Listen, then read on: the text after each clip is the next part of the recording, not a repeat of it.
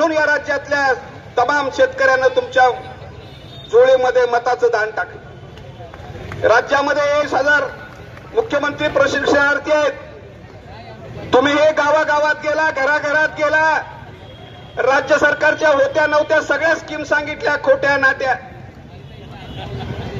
पण तुम्हालाही तसंच फसवलं। सांगितलं 6,000 देतो, 8,000 देतो, 10,000 देतो, 15,000 देतो।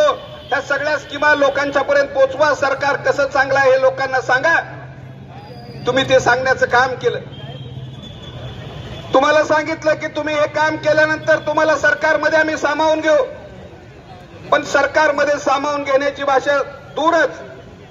आम्ही असं बोललोच नव्हतो, आम्ही असं सांगितलंच नव्हतं। म्हणजे ही जी फसवणुकीची भाषा आहे, देवेंद्र फडणवीस ते फडणवीस नाहीत तर फसवणीस आहेत असं म्हटलं तर काही वावगं ठरणार। म्हणजे एकनाथ शिंदे त्याच अवलादीचे बाबा, देवेंद्र फडणवीस त्याच अवलादीचे, आणि अजितदादाबद्दल बोलायलाच नको, अजितदादाबद्दल बोलायलाच नको।